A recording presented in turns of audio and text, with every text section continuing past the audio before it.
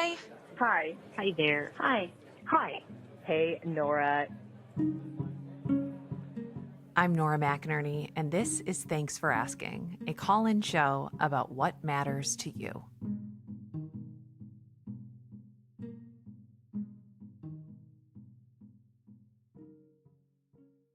Okay, Kate Kennedy, thank you for being here this morning. Thank you for having me. We are going to talk about a topic that nobody has any feelings about, is not a lightning rod in any way, and contains no controversy in it, which is why I picked you. Yeah, I almost backed out. It's too hard to talk about motherhood on the internet publicly. I can't think of a worse topic on earth because, and I've experienced this too. I've experienced it on both sides. I've experienced like the feeling of somebody saying something about motherhood that does not reflect my experience and me feeling as though it's an attack on a choice I made. And I've also experienced the feeling of simply just saying what my experience is and having someone else be like, no, no, because for me, it feels like this. So work and motherhood, double lightning rod, attracting all of the lightning. I was asked these two questions and I said, I'm going to table these. These are not for an Instagram story. I gotta phone a friend, and that friend is Kate Kennedy. Well, I'm honored, first of all. It's like I have a lot of strong feelings, but I also will kind of cancel them out in terms of their validity because my situation's so specific. But I actually think that's why we get so lit up, is because our situations are so specific, yet we're made to feel like we should have ambiguous feelings or unambiguous feelings about motherhood. You know what I mean?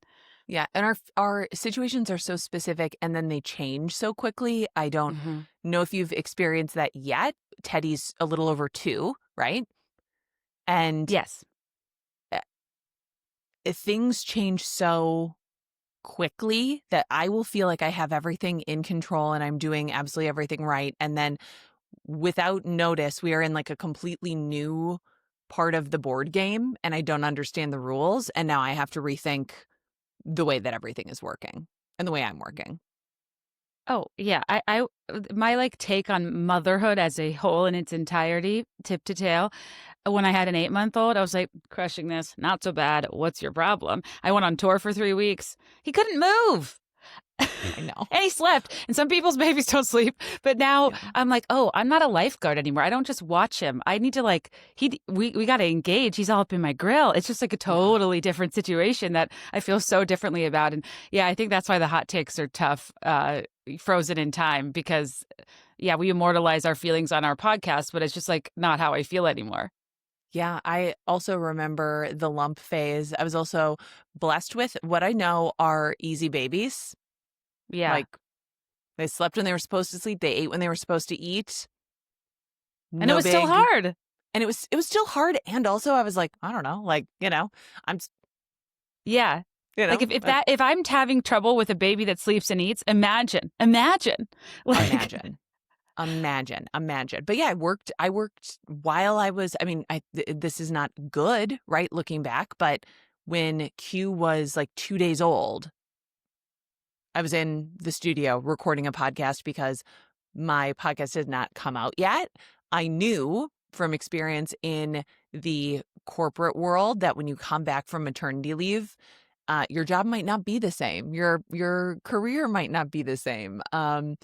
It can be kind of a strange experience. And I had this feeling, whether it's fair or not, to the organization that I was tangentially related to. And by that, I mean, was producing this podcast for me, that if they knew I was pregnant, they wouldn't invest in the project as heavily, like marketing wise, support wise. And I really thought of like motherhood kind of as like a weakness. Like, I think that the early parts of my career were marked by me saying, don't worry, this is not going to slow me down. I keep this at home. This whole thing. Don't worry.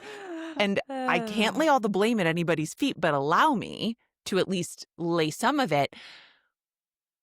Lean In came out on my maternity leave with Ralph.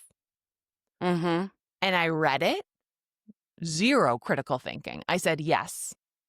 I said, yes, my lord being Sheryl Sandberg. I ate it all up. I said, this is perfect. Obviously, this extremely wealthy woman's life applies to me, a associate director level in corporate marketing.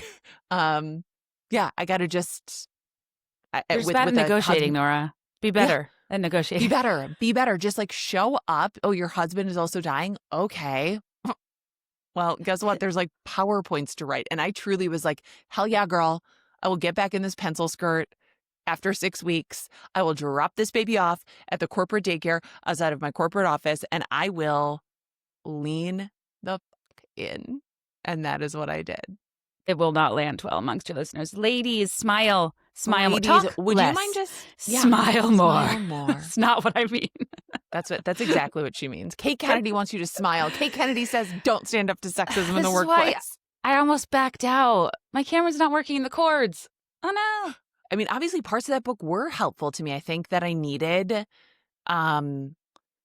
to not think too critically at that part of my life. I really do. I think like otherwise I probably would have had a full-on mental breakdown, and it was helpful to feel powerful coming back from work and to not dwell on, I truly, I left Ralph at that daycare and I just remember being like, he's small. He was small when he was born. It just felt, I mean, I guess I took a full 12. I took a full 12 week.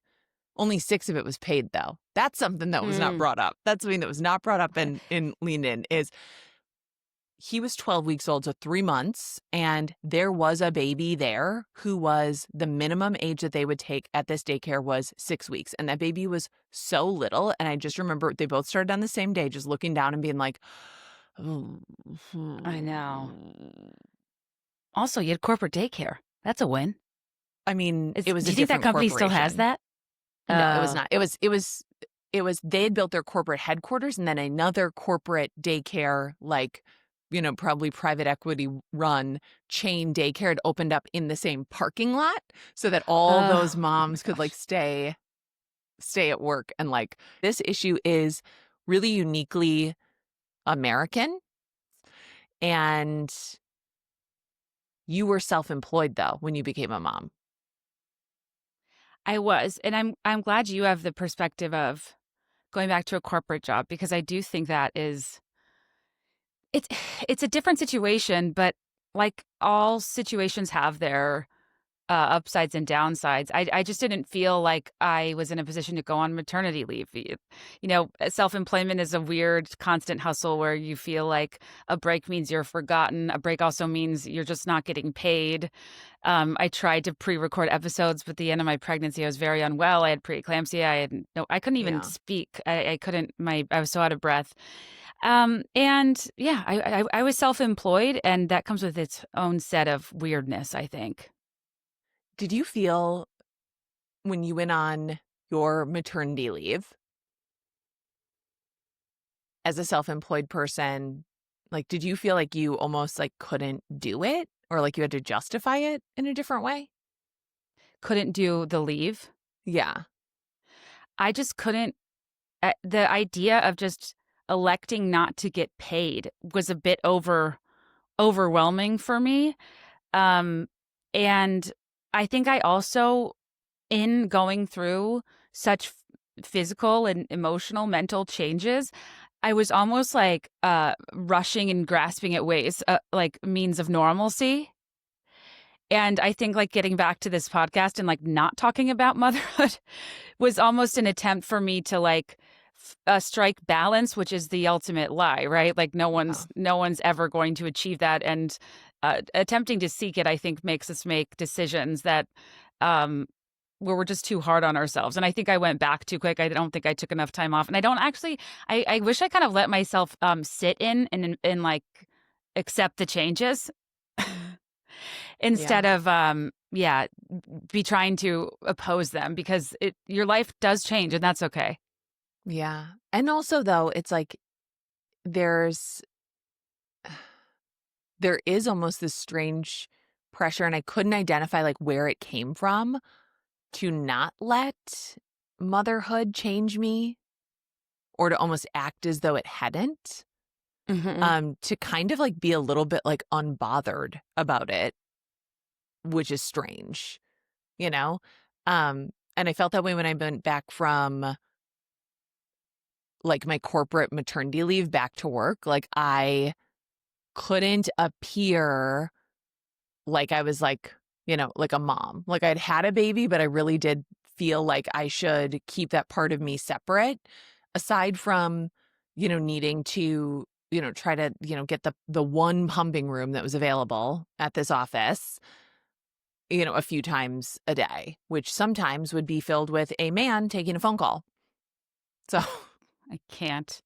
People using family restrooms at airports. Why I oughta.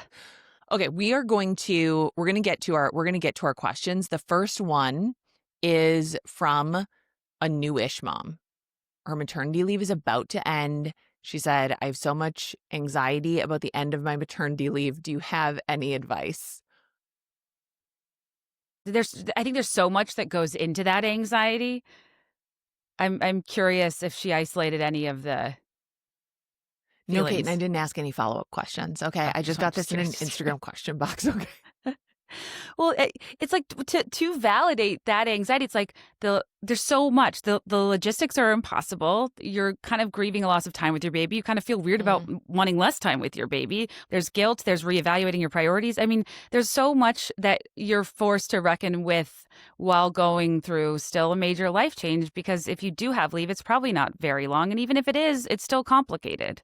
Like I think pregnancy, childbirth, and postpartum was an interesting experience for me because I lived most of my life so in my head, and that forced me to live so in my body. I wasn't really I wasn't well, but I also wasn't in my head of like evaluating Yeah. like how I was doing. And I think that's kind of the hard part of when it catches up to you and you haven't been able to take care of yourself in a way. And I think like and compounded with anxiety of your maternity leave ending. Like, I think isn't that the funny thing about time off or vacations, or even when I get a massage, I can't enjoy most of it because once we get to it being closer to ending than starting, that's all I'm thinking about.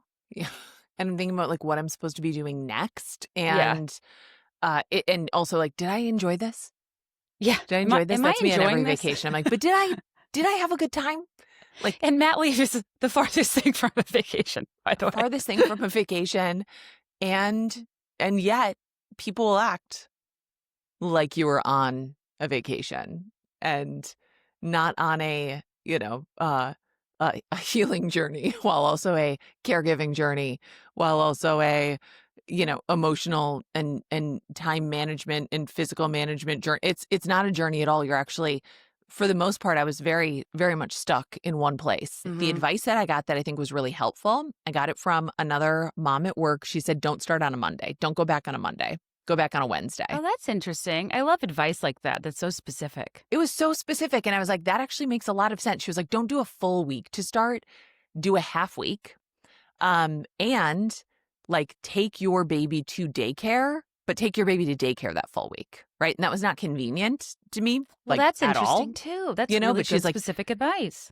get used to the pickup, get used to the drop off, like that kind of stuff. Like get used to like how much that might add to your commute, whatever that is. Like do that part and then add in work. And then you'll have 3 days of that. And it will be a little bit different, like once you're doing both. And then you can start like your first week.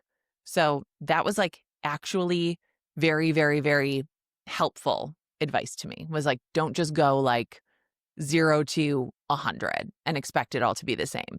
But I did feel that anxiety after I dropped him off, not even that first day, but as those like days started like adding up and I went back to work and my job was not the same, right? Like I had a male colleague who was like my peer who was suddenly like doing all of the work. Ralph was born in January, right? So I'd done all this planning for, the year 2013. And I come back in like March of 2013 and this guy is doing all my stuff, right? And like, getting credit for it. And I like am truly at that point moved to like a glorified assistant position, right? It's like everyone's like, well, Oh, this is already really? happening, but you could like take notes on it. I'm like, Oof. okay, like I felt a difference in it, and whether that was perceived or real, but I felt a difference in my job, in the way that I was sort of like treated in that position. And it like it felt awful, but it also like made me, and this is like the lean in brain poison that I was also had just ingested too, made me kind of want to be like, okay, well then I'm just going to act as though nothing in my life has changed, right? Like I'm going to act as though like it's not a big deal. Like, oh yeah, I can stay 15 minutes later. I can stay 30 minutes later. I can stay an hour later. Yeah, daycare doesn't close for like another extra hour. And oh, if I'm a little late, yeah, I get charged, $15 for every 5 minutes that I'm late. But like, no big deal. Like I can do this. And every time I did that, I would also like go pick up my kid, get him in the car, and just feel like kind of sick, Mm, you know? yeah. And Yeah. I do think, Kate, like the reason that we didn't want to really touch these questions and the reason this feels so like anxiety producing even to talk to is because we are there is no way to talk about motherhood and maternity leave or motherhood and work without pulling in like this economic and political context where like, well, I mean, should he even be working? Like, what should a woman be doing with her time? And Right. we only have one generation of like fully independent women, like one and a half, right? Generation of fully independent women. Like in the 1970s, till the mid 1970s, a woman couldn't get a mortgage or a credit card on her own. And that was not that, long before we were born. So, um, Yeah. And I think also like part of that too is how m- uh, frustrating it is. It's like as if people in the situation, like if you're in a situation to choose, that's hard enough. But I also think that like the economic necessity of staying home or going to work like dressed up in the language of choice can be really frustrating for people too, and it's not always up to you. And like I think that like yeah, acknowledging that reality is important. And I think yeah, I fear I'm not great with pointed advice. And I love what you said about daycare and kind of transitioning one step at a time. But the only other thing I would say that's maybe not that helpful is like, because sometimes it's hard to remember it when you're so deep in something, is that the extremity of that feeling of change like isn't forever. And yeah, you do start to feel more like yourself at one point, and I think that's a little bit different for everybody. And I think also for me, like part of what would drive me crazy is feeling like I was seeing other mothers, other parents like seem so certain about what they were doing, like whether it was staying home or going to work or whatever. And I think that like maternal ambivalence is such a real thing. Like I feel like we're both two things can be true people in maybe a way that's obnoxious, but like literally two things can be true. You can feel two ways, and it's not a sign you're a bad mother or a sign you're making the wrong choice, because mm, there are multiple valid paths to being a mother, and you're not going to know how you feel about it until you pursue it. And then to the point of things not being forever, I would also remind you that if you have the privilege of doing this, you can change your mind. And mm, the thing that's making you anxious, if you go back and it's not working and you have the ability to reassess. I think there's an assumed permanence and like heaviness and weight to every single choice we make, and I think that a lot of times we have to adjust as we go, and that might be the reality too. But if a part of that anxiety is can be the feeling of like this is forever, that I will be stuck, you know what I mean? oh yeah, and that's such a good point too, because most of the things that I've ever been anxious about were temporary experiences. And you don't ever really know what something is until you've actually like gotten in there and done it. And I actually felt this way, Kate, like before, as like literally right before I had Ralph, like we were going to the hospital. I'm on my way to have a baby. Okay. I've determined finally, after an entire day of just not feeling good on my baby's due date, I was like, God, I just don't feel good. I do not feel good. I wonder what this could be. I wonder if I'm getting sick. My tummy kind of hurts. Wonder what it could be. Watched season 2 of Homeland. I was like, yeah, I just wonder what this could be. I don't know. Can't like, oh, my stomach hurts. Ooh, wow. Ooh, good. We got to finish it though. We got to finish it. Now I think I might be having a baby, but I got to finish this episode because I can't not know what happens. Brody's got a vest on. I gotta know. I gotta know. What does gotta it mean? know. What does that mean? What does that mean? And like we're driving to the hospital, and I was like, oh, I don't know if I want to go. Like, should we not go? Let's not go to the hospital. Let's go see a movie. Let's just do something else. Like I just was like, I don't know. I don't know if I want to do this today. Let's just do something else today. I don't know if I want to have a baby today. Like it's just everything is scary until you do it, and then you do it, and maybe it is still scary, maybe it does still give you anxiety, but it's like at least you have more information. And I think that is the hard thing about parenting in general is like you only have the information that you have, and you can read all of the books, you can try to map your life by all of these expected milestones for yourself and for your baby, and still feel like, oh God, I don't know what's happening. I don't know if I am doing this right. You've talked though a lot about matrescence. Yeah. Which I think is a part of this conversation too. Oh, for sure. I think it needs to be talked about more because it, like psychologically, scientifically, there's a lot of really interesting literature about this that doesn't get a lot of traction, where the two phases that where women go through the most significant psychological, hormonal, and physical changes are adolescence and matrescence. In adolescence, you're given the grace by society and sometimes yourself that it's awkward. It's widely coded as awkward.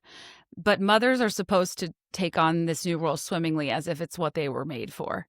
And a lot of things about motherhood do not feel normal, do not feel okay, do not feel like what I was made to do at all. It actually feels like an outlier in my otherwise, like in my otherwise adult life where I feel like I know myself and it's like kind of this weird, I had a baby when I was turning 36.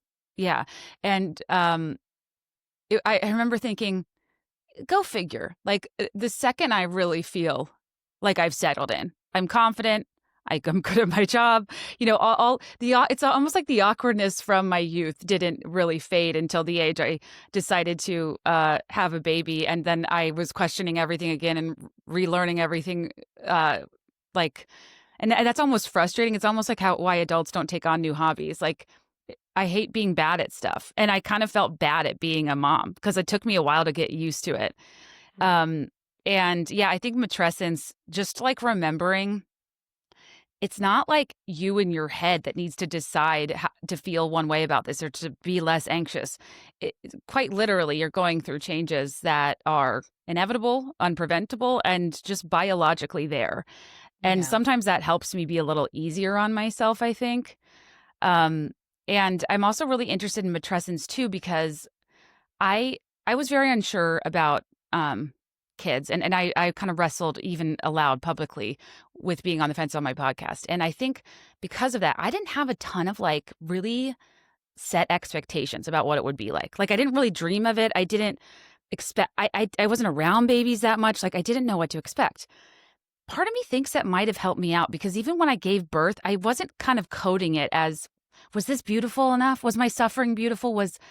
Did I have a good birth story? I was kind of like, this is medically interesting. I just was like kind of there because I saw it as medical. I didn't really see, I didn't have a birth plan. Like, and I'm not saying that's the right way to be, but I think that like matrescence is kind of a similar thing where almost not pathologizing it, but assigning a name and an experience to it like adolescence, because no tween is trying to escape their turning into an adult,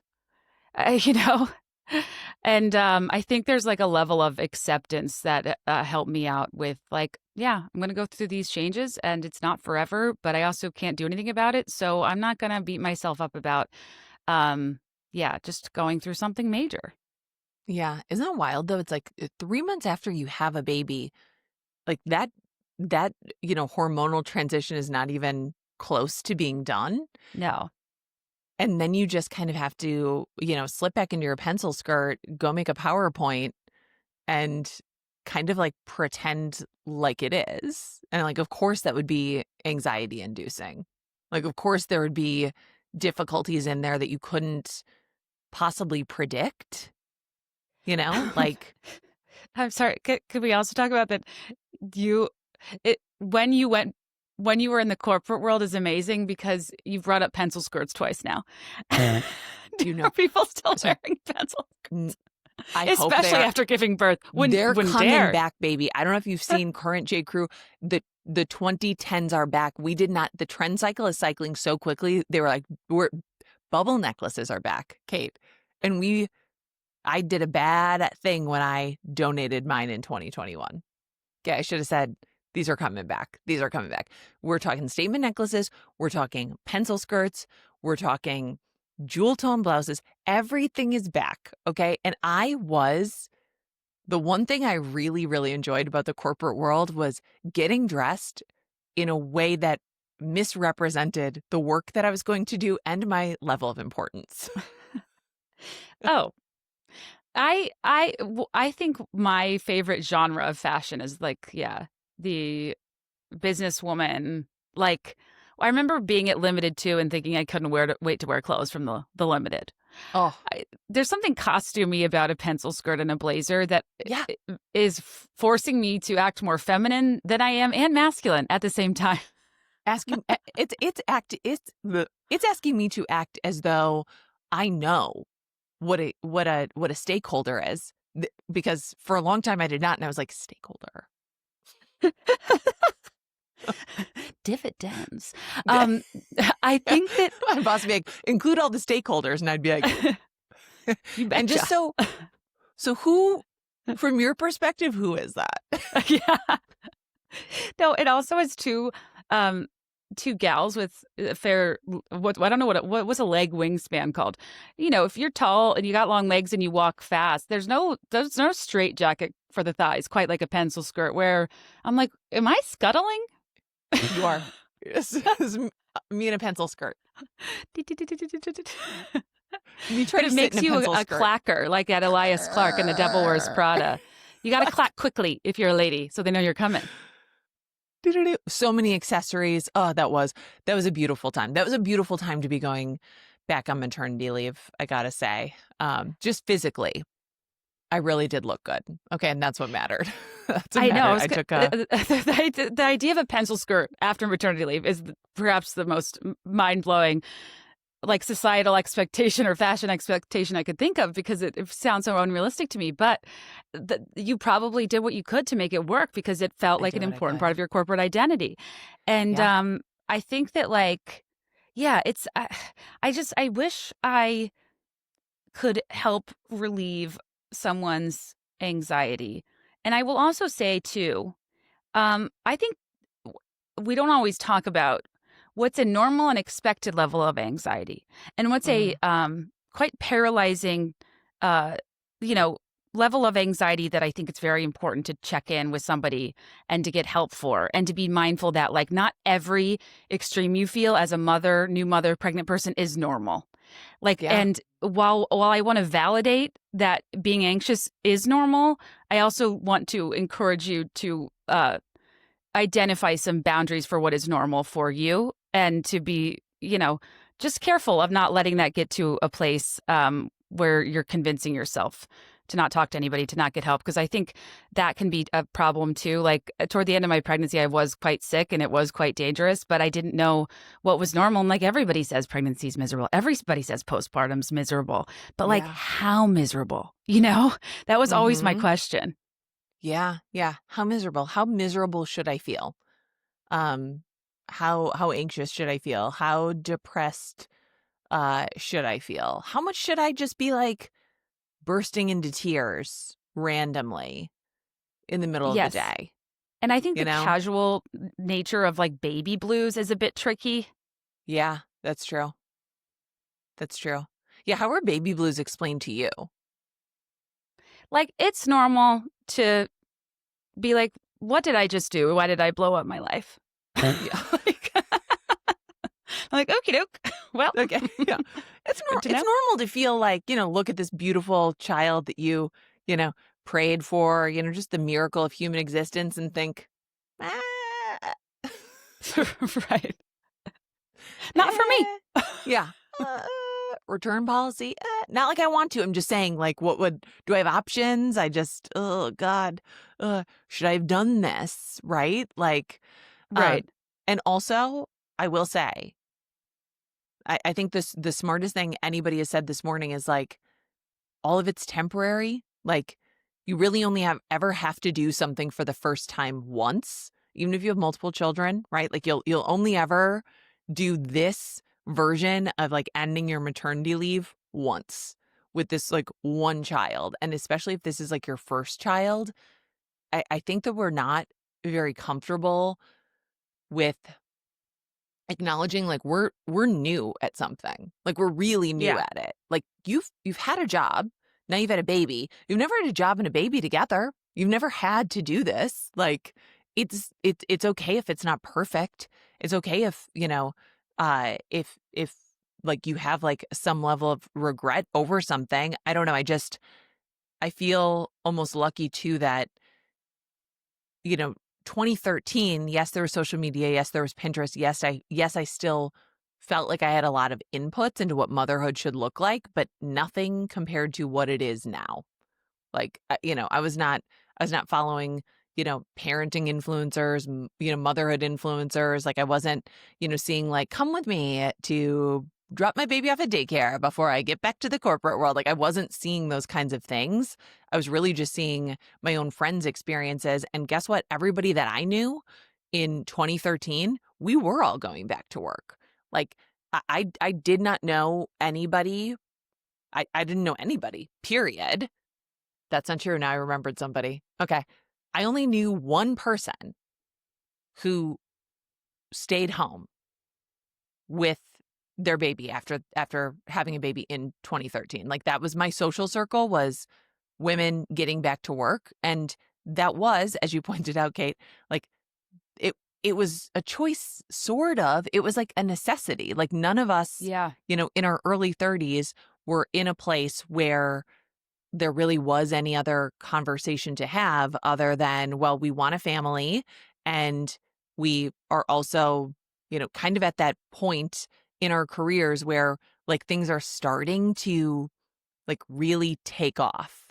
And you've talked about this too, like the sort of cruelty of just biology and uh economic growth kind of like converging at like the least convenient time for a woman. Oh, I mean, the fact that, like, right when I became the age where, like, throughout history, they've identified you're qualified enough to be leader of the free world at 35. That's also when my fertility was declining. Like, I think that represents like how self-actualized and confident, like how many Mm. people in their mid-30s feel like they're finally getting it. And then, like, yeah, everything kind of gets flipped upside down, and the inverse nature of your career's rise and your fertility's decline is, yeah, I think something wildly cruel about biology that drove me absolutely crazy. And I think it's okay if that's the case. Like, it's just one of those things. There's not like a solution to it. It just sucks, and you Yeah. have to like make choices. And I think, yeah, well, too. Also, I was going to ask you, because your body of work being like so helpful to people about grief. I don't always think we frame it this way, but I think there's an element of like grieving your own old life that has to do with the postpartum period that people maybe don't always take seriously as if it's grief, but it is, because it's not, I don't say this to scare anybody, but like it's a permanent change, quite literally. Yeah. So you kind of grieve the former situation as such at times. And I think that, yeah, I don't know what advice you would give in that context, because I was going to ask you, well, is it frustrating in a situation involving grief if people are like, this is temporary, you're not always going to feel this bad? Because it's like, well, I do, so I don't really know how future me is going to coach me through this. Yeah. Yeah. I mean, I would never say like, well, it's not going to feel like this forever. So like, well, don't worry about it. It's like, it feels like this now. And I think about that with things that feel good too, as we established, right? I'll be getting a massage. Well, this isn't forever. But in serious situations, that does help me almost like appreciate the moment for what it is, even when the Mhm. moment is really hard, really horrible, really awful, or when it's like really joyful. I feel like I can feel that a little bit deeper, just knowing like, oh my God, it's not always going to be this. Something else is always coming, like something else is always on the way. And I don't know. It is just such a hard time. We don't have the TL didn't listen to all of this. Is like uh for this person who's anxious about going, back to work at the end of maternity leave, is basically like, yeah, yeah, Yep. It yeah, I don't know if this is too granular if you want to take this out, but yeah. can I just say that my postpartum experience drastically improved when I stopped breastfeeding?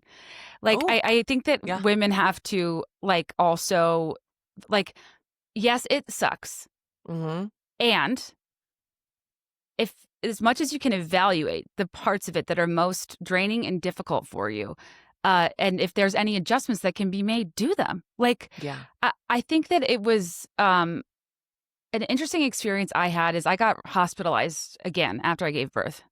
And my husband was alone with the baby the first 5 days of his life. And I didn't like steam the bottles or like set Yeah. up any of the appliances. So like and I think it was an interesting experience for me because I think I do have a tendency to be like, I'll just do it. I'll just do it. I'll just do it. Not that he doesn't want to contribute, but that like if I'm more familiar with something, whatever. It kind of forced our household to have him be like so fully capable of being an equal provider that actually while I was healing, he was the main caregiver for probably the first like 6 to 8 weeks, honestly, because I remember a doula telling me like your new job is being a mother, but your equally important job is healing, Mm, and like treat it as such, take it as seriously as taking care of your baby, take care of yourself just as seriously. And I think in my partner doing that, it like sometimes I feel guilty when I say parts of it for me were much smoother than I expected. But if I'm honest, I think that the some of the things that went into that are adjustments that I had to make I was forced to make physically because they were things I couldn't do. And then when I was like, I've had enough, I've been through enough.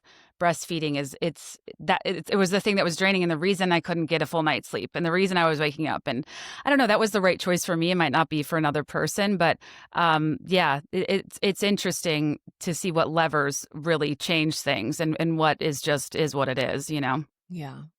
I would say that mine got better when I stopped cloth diapering. Nora McInerny.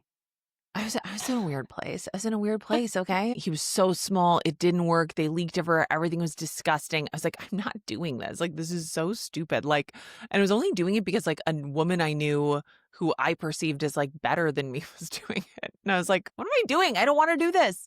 I don't want to do this. I will let chemicals touch my baby. I was also in a very weird place because my husband had cancer. So I was very like That's fair. pre-Maha, like no, nothing. No carcinogens can ever touch my baby. The world is a carcinogen, it turns out. Giving that up, that improved my life drastically. You know what else improved my life drastically, Kate?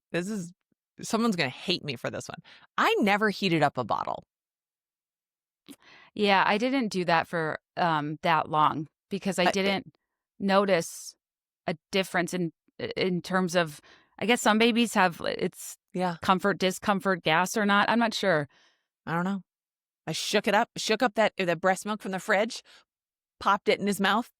Like, enjoy a cold glass of milk. Like, That's a good enjoy it. point. I don't want room temperature milk. You don't want room temperature milk, okay? Like, not nursing did make my life worse, I will say, because that was one thing that my body was like amazing at. Like, I was like, it Okay, was, that's so interesting. yeah, not nursing was the worst because like I'm like generally lazy. So just being like, there you go, like, was the easiest thing for me. Interesting. No bottle to wash, nothing to pack really, like I Right. BYOB'd. They're right Like here. literally every choice and circumstance has upsides, downsides, Yeah. and Sideways. the lesson here is, don't be afraid to abandon your convictions.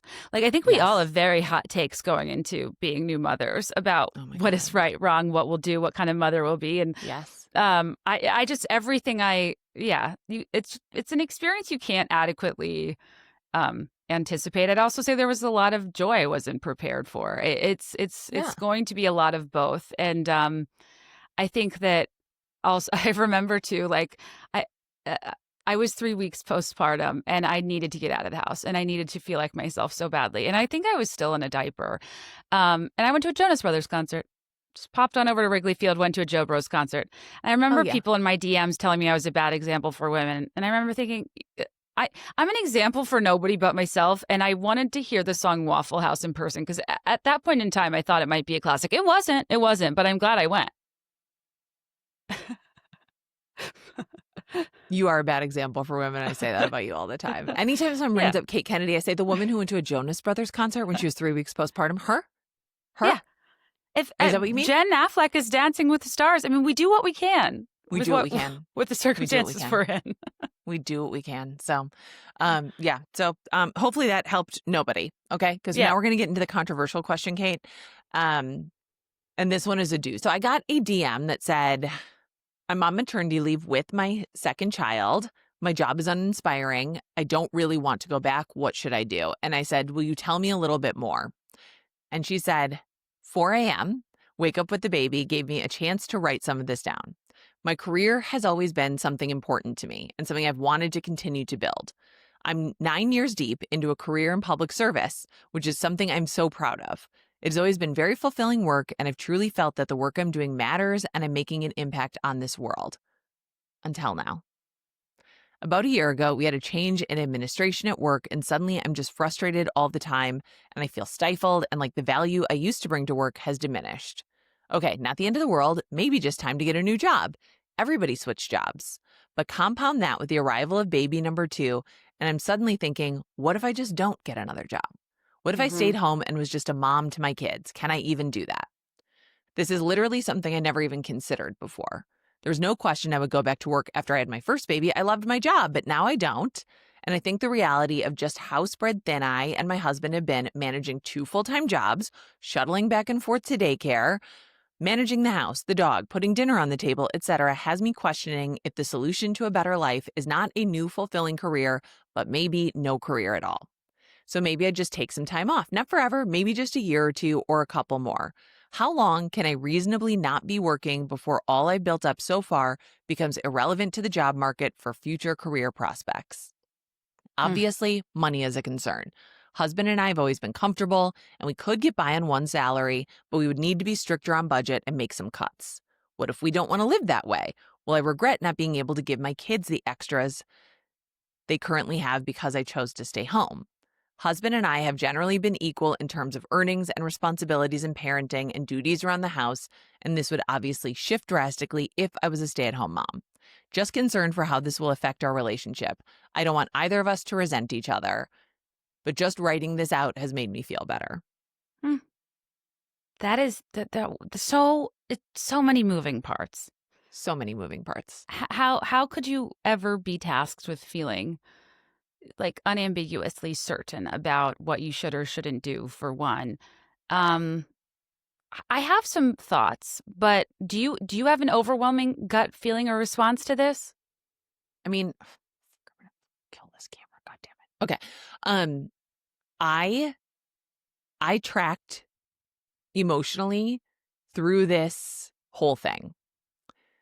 And this is where I want to say that one of the best things about Kate Kennedy as a thinker, as a person, is I think one of your main philosophies is like, just be ready to change your mind, right? Be like willing to change your mind. Whatever you feel right now, like you can change your mind when you get more information, different information, when you have the information of feeling and living through something.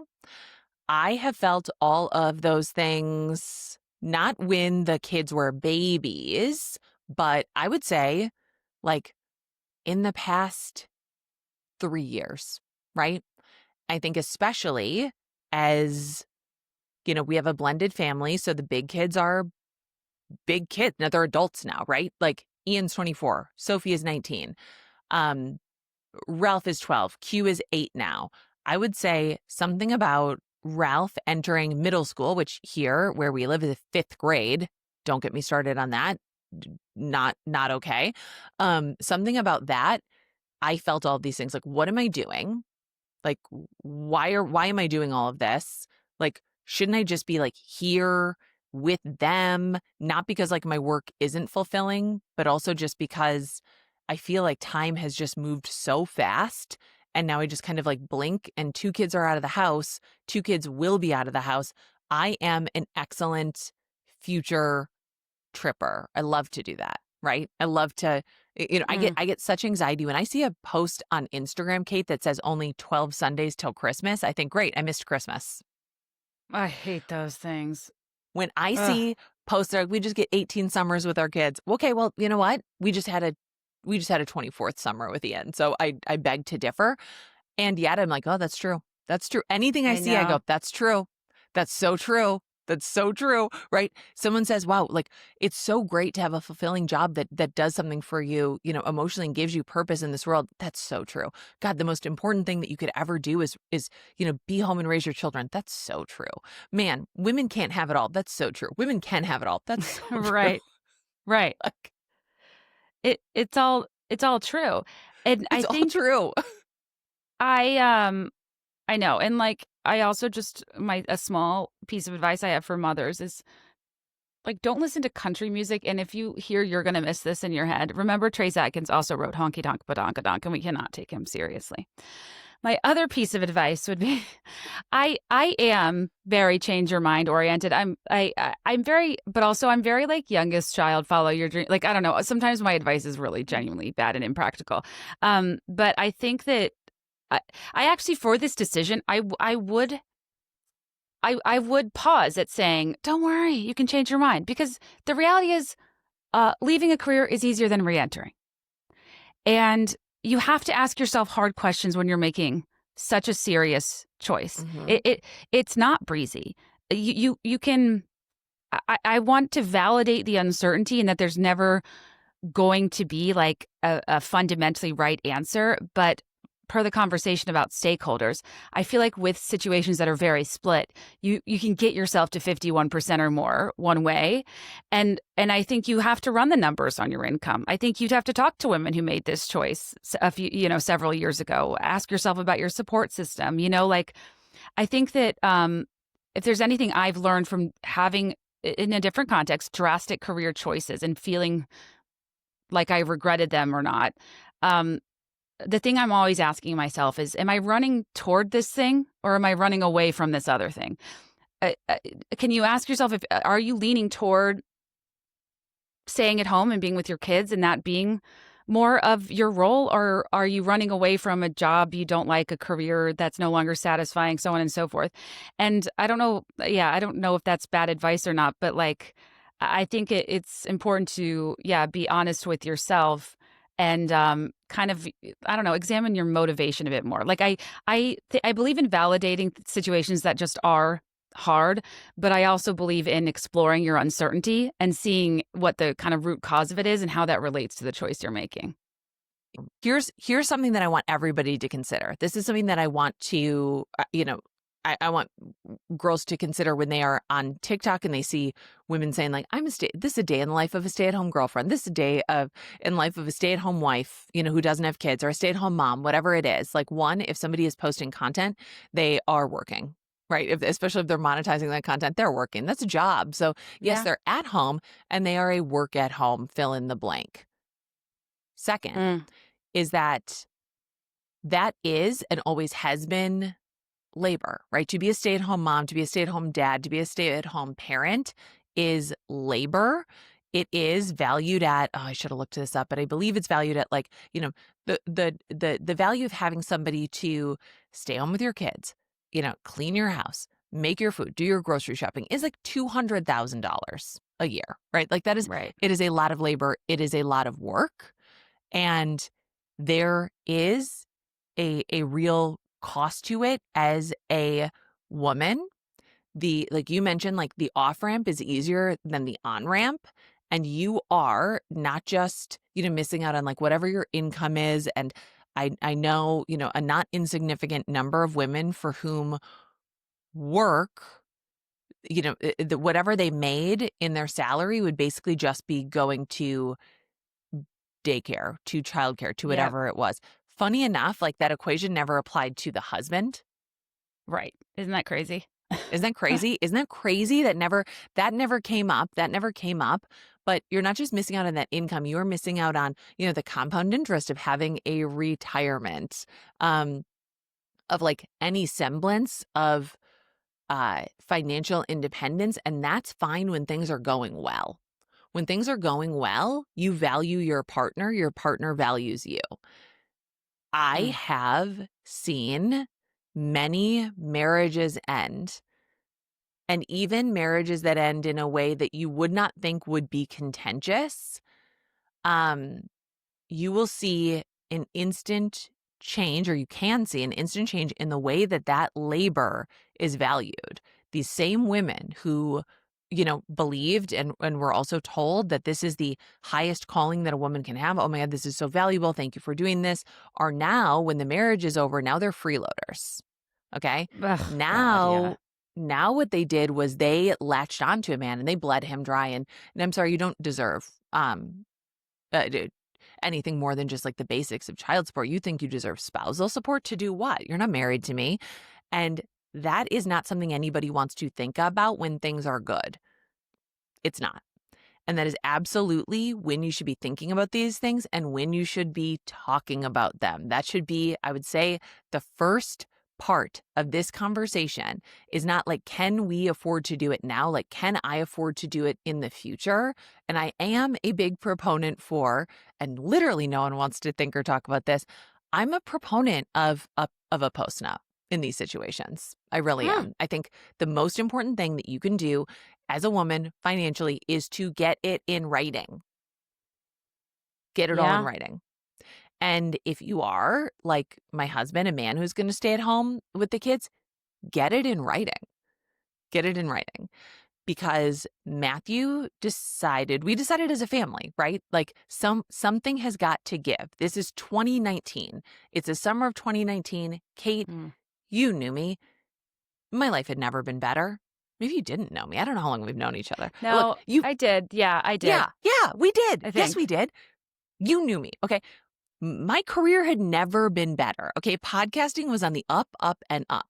All right. We were all, This will never change. and it'll never change. Okay. Podcasting is on the up, up, and up. Do I own the show? No, but I'm getting paid at least now a little more. And I am doing speaking events and I am working on a TV show and I've sold a script based on my first book. And Mm. everything's coming up, Nora. I've got so much to do. I'm on the go. I've got like, I've got a nonprofit. I've got a, widows group. Like I am busy every single day in a million different ways. I'm writing a second and third book at the exact same time. Matthew is working at an architecture firm. It is a high pressure job. And, we don't see each other a lot at this point, right? Like we've been married maybe 5 minutes. Our life sounded a lot like what this woman is describing, which is, I call it relay race parenting, where it's like, you'll Mm. take Ian to soccer. I'll pick him up. And on the way home, I'll grab dinner. I'll grab Sophie from this. You pick the little kids up from daycare. We'll meet here. Then you take Sophie to soccer. I'll feed the little kids. I'll get them bathed and put to bed. Like everything was just constant pieces moving on the board. And, exhausting. When things got too much, I was like, okay, we're going to have our groceries delivered, right? Okay, so that's one thing off our list. Now someone's going to clean our house. Okay. Now, I mean, I've got to commute because you can't record a podcast at home. I don't think you were aware of this back in 2019, Kate. It can't be done. You have to go into a studio and it has to be on the other side of town. Now that like that sometimes interferes with like drop off. What if I get a morning nanny and an afternoon nanny who can pick up and drop off the kids? And then what are we doing? What part of our lives are we actually doing? Was the conversation. Like, what are we doing? We never actually got those nannies because I was like, what are we doing? I ran into Matthew at the airport once and I was like, Your what? husband? Yeah. I like came back. I was coming back. He was in the, I was like, what are you doing? He was like, remember, I'm going here. I was like, who's with the kids? He's like, oh, my mom's with them now, but your mom is going to be there. I was like, okay. Like I get home, I'm like, what is happening? Um, and at that time, like, I had all these different like forms of income and I was like, I can replace your income this year. I can do that. Mm. Do you want to take the summer of Maddie? And that's how we'd pitched it, right? Summer of Maddie. You're going to take a summer off. You've been working to support a family for 17 years at this point, right? So why don't you take the summer off? So he takes the summer off, right? It's like a big deal. Like, I don't think anybody at his work sees this coming. Certainly his friends and family don't see this coming. Like, it's like, Could he I wouldn't say return back, or he just had to quit his job? just quit. He just quit. Right. Wow. And like, I think there were conversations like, let us know if you change your mind. Right. And I think that was also like maybe even his like point of view too, was like, I'm just going to take a summer and then like we'll regroup. Like we'll see like kind of how it feels. Best summer of his life. Right. Like they're going to the pool every day. Yeah. It's like some people are really meant for this life. Both of my husbands were. Like second date with Aaron, he was like, look, if we have kids, like I want to stay home. And I was like, hell yeah, you do that. That sounds Dang. great. Matthew loves to pack lunch. He's so good at that. He's great at laundry. Like he was just so relaxed. Everyone was like tan and happy. He stays home. Like, let's extend this a little bit. COVID happens. Okay. Now he's teaching first grade, preschool, high Gosh, you're school. so right. Yeah. Ian can't go to college. It's like it just all these things happened. And now it's been 6 years, Mm. and like the Mm-hmm. kids are a little bit older and now he's got to kind of think about like, what could this next phase be? Like, what will it be? Like, what will it be? And I will say like uh, it's been really good for our family. It has been really, really good. I cannot deny that. It's been so good to have one person locked in at home. He's taking him to the doctor today. I don't know their pediatrician's name. Okay. I did camp drop off and they're like, and where does he go to a pediatrician? And I was like, I'll be right back. I have to take this phone call. Who's his And pediatrician? there'd probably be like classic dad, but as the mom, there's also like a added layer of weirdness with how people respond to that. Yeah. And I have to be like, it's not my job to know that. So I actually don't. Okay. Yeah. I'm a classic dad. And you know what, Kate? Like, this is what our grandfathers had. This is the benefit that men have had forever, is having somebody at home to take care of life so that they can, go write the next great American novel or make the next great American podcast. I mean, there's so much I've done. I've really just shaken up the world. Nobody will ever forget my name. But this is, or, in my grandpa's case, run an oxygen distribution business, be a plumber, okay? With someone at home raising your 9 GD kids, okay? Like, this is the benefit that men have had forever. So to have it is wonderful. It's a karmic rebalancing. And like, it comes with a cost, right? It comes with a cost. Matthew can't re-enter the workforce at that level. Like, Matthew can't go back to architecture at that level. Like, he just won't be able to, right? And he still has like contacts. He still knows people, but like, I don't think it would be possible. Like, I just don't think it would be. I don't know if he wants to go back to that same career. And, he did miss out on that sort of like, the retirement income and all of that. And all of that is codified for us in writing, right? Like, what I put into Matthew's individual retirement, like the monetary value of his like stay at home, like labor. So, and I did that for a reason, because I've watched so many women get absolutely screwed by their husbands when they no longer want to be married. And because I knew that the best time to have those conversations would be while we're in love, while we respect each other, and while I value the work that he is doing for our family. So if worse comes to worse, if Matthew no longer wants to be married to me, if I no longer want to be married to him, I can't be an asshole.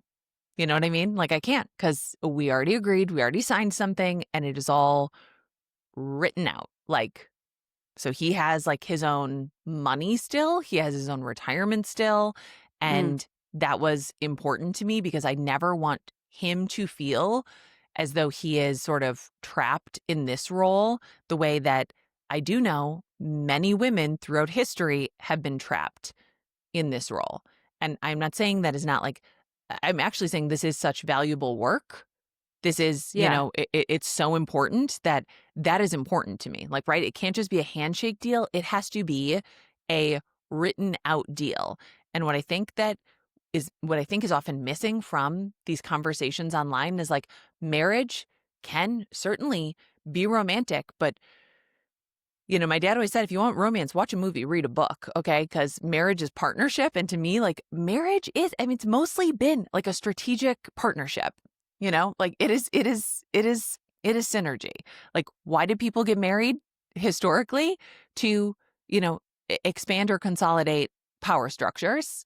We no longer have to do that for the most part, but like, you are marrying somebody, you are like you're yoking yourselves to one another.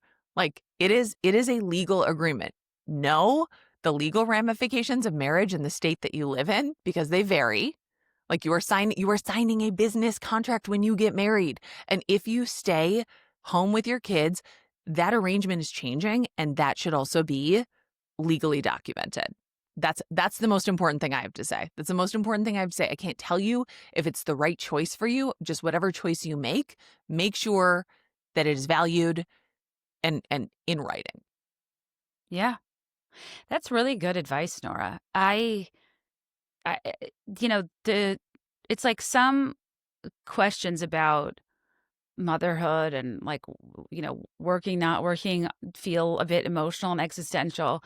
Some of them are quite practical. And but step one of valuing the labor for what it is, which is labor, which is its own type of employment, is treating it as such, like contractually, like it's like any other job. And I feel like I that didn't even come to my mind because like Mm. I've never, but it's such a good point and something I don't think is talked about enough, perm it not coming to mind. And I'm glad you shared that. And I think too, like the I feel like all the marital advice I ever see is like do everything in your power to avoid like resentment and contempt. Like those are the Mm. two emotions you can't come back from. Yeah. And I think too, like, yeah, because I can't speak to the legal or contractual piece. It's like, I don't know, just remember like the importance of like making sure your partner values the labor if that is the direction you go in. Also, just like checking in, like, don't not being like a martyr or like too sacrificial, or just like recognizing like what is and isn't working. And I don't know. I think that like to your point, you know, if Matthew finds satisfaction out of packing a lunch, or like it's you know he enjoys going to the pool. Like I do think certain personality types lend themselves better to different types of jobs and roles where you can find identity, and like that matters too. I think like if you feel like you're slogging through, or if you feel like this is something that like no matter what, a lot of like domestic labor is a drag. But like I don't know, sometimes I don't feel like a lot of mom guilt for working, because I actually think my child's life is so enriched by a person whose like vocation it is to Yeah. spend time with children in their early development. Like I actually don't think I'm the right person for that. um and I think that like yeah, just kind of being very honest with yourself about what makes you tick, what types of things you like. I actually uh remember like when I had a newborn, something I liked about it was like I never feel accomplished in my job, or like I have a clear set of things to do and then I'm like done for the day. But how like procedural the dutiful nature of taking care of a baby was. It was like change, eat, sleep, and I was like at the end of the day I was like hell yeah, I crushed this.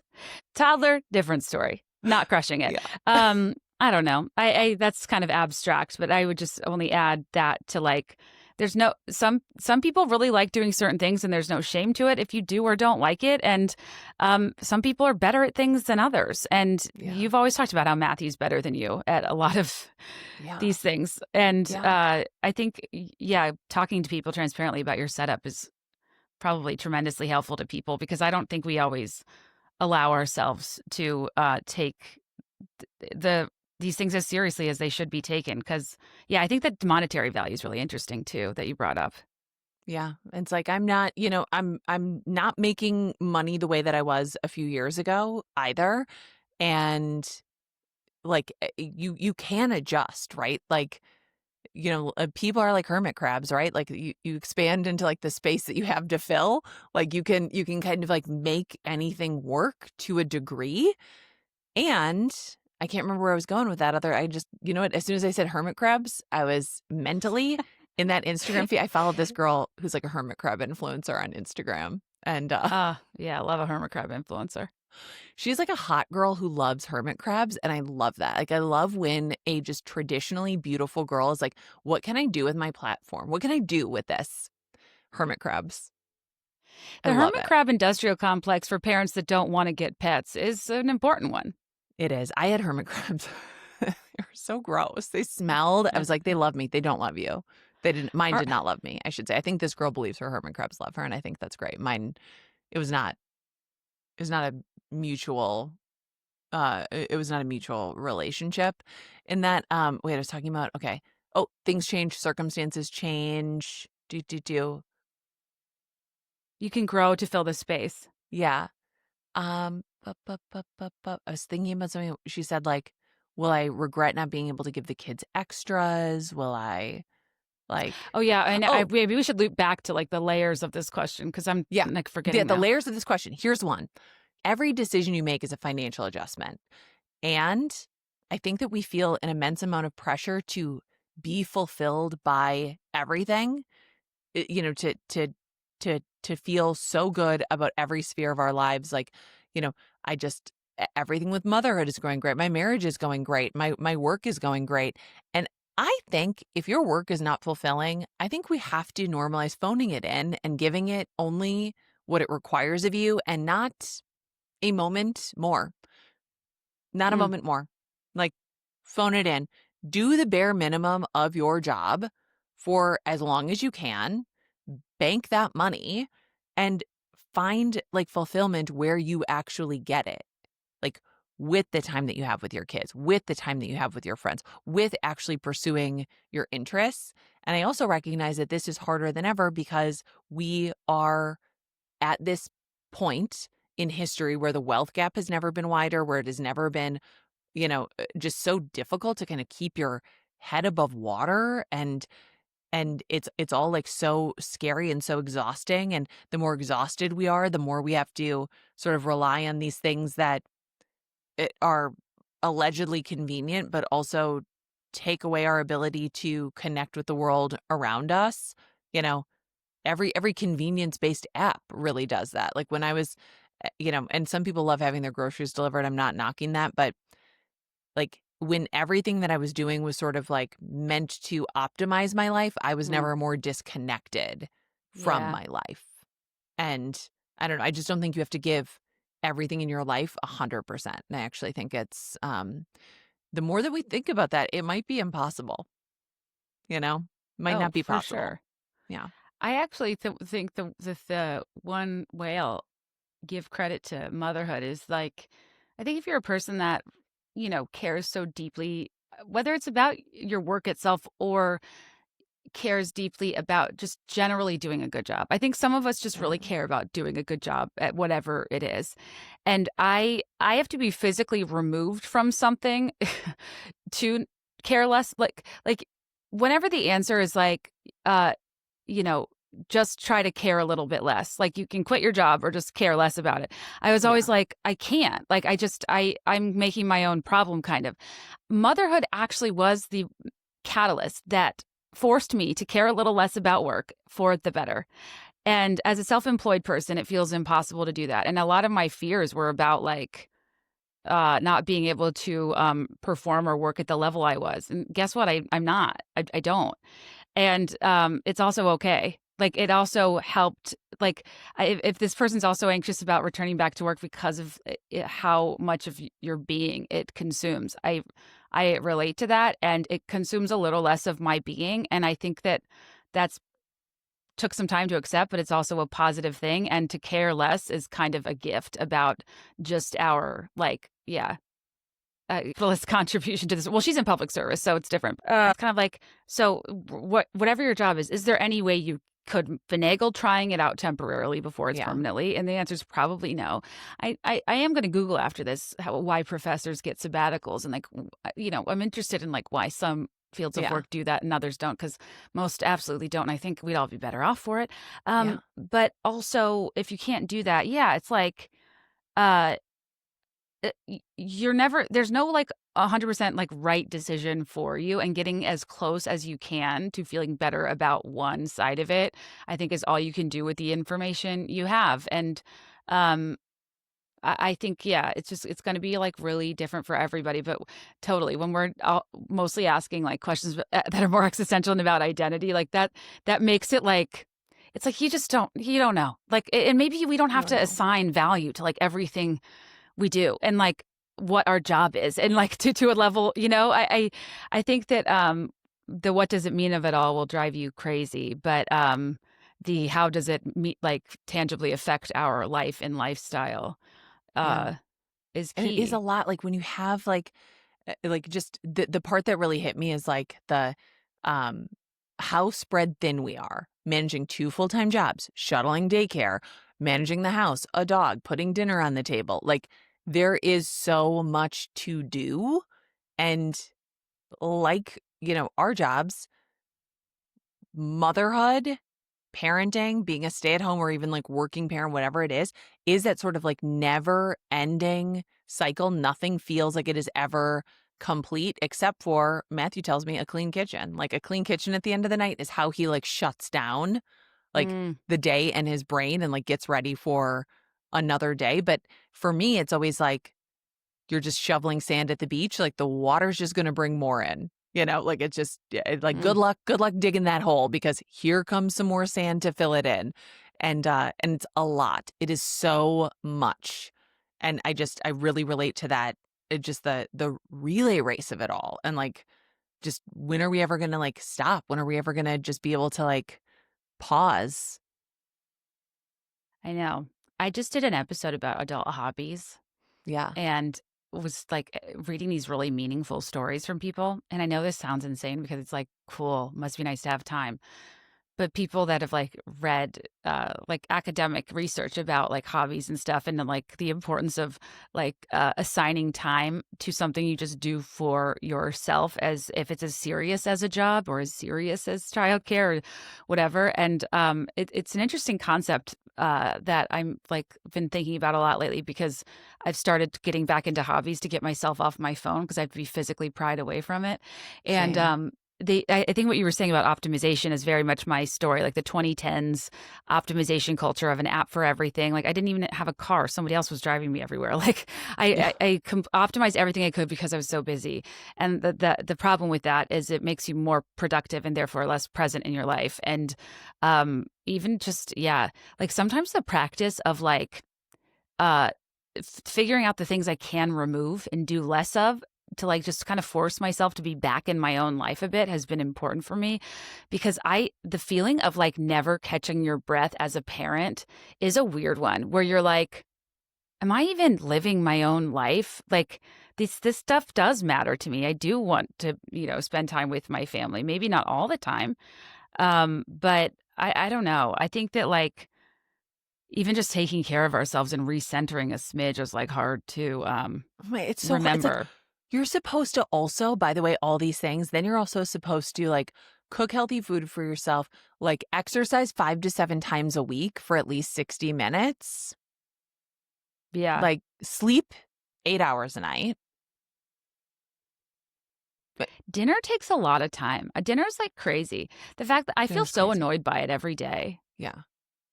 The worst question you can ask me is, what do I want for dinner?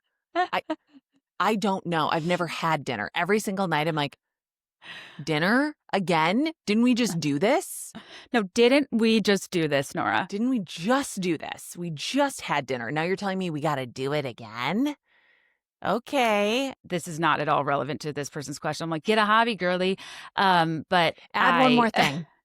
Yeah, I'm not telling you to add one more thing. Rather, whatever you can do to give yourself like time and space to think, though, like I do think is actually really important because you can consume all of that time with like endless research and ruminating and like, I don't know. Do you ever just like pause for a second and have a clear thought and you're like, huh, well, that was an interesting experiment? Yeah. Every once in a while, I'm like, whoa, whoa, whoa, whoa. Yeah. This is not sponsored, but bricking my phone and giving myself that time back has been a big deal. It's been a big deal. It's really helped. I don't need to, because I will like just reflexively be on my phone, like scrolling, looking at something, listening to something. Like, can't I just like be alone with my brain ever? And like allowing myself that has like when I realized like if I spent the amount of time that I do scrolling, like learning Italian, I would be fluent. Yeah. Okay. I'd probably be fluent in like several languages. The ability to learn language as an adult is something that I marvel at. That it's so hard. I mean, yeah, it is. I'm not, I wouldn't say, every once in a while, a whole sentence will come to me and I'm like, allora. Come si dice? My favorite Italian word is piacere, which means nice I love to meet piacere. Come stai? We finished this podcast in Italian. We're like, davvero. Yeah. Allora is really satisfying too. Allora is so fun to say. Because what's the English version? Well, yeah, which is just or so. It's like a filler word. It's like Yeah, ours aren't sing-songy enough for me. No. Italian's so musical. I love it. I love it. I love it. Okay, that's all, Kate. Thank you. You're the best.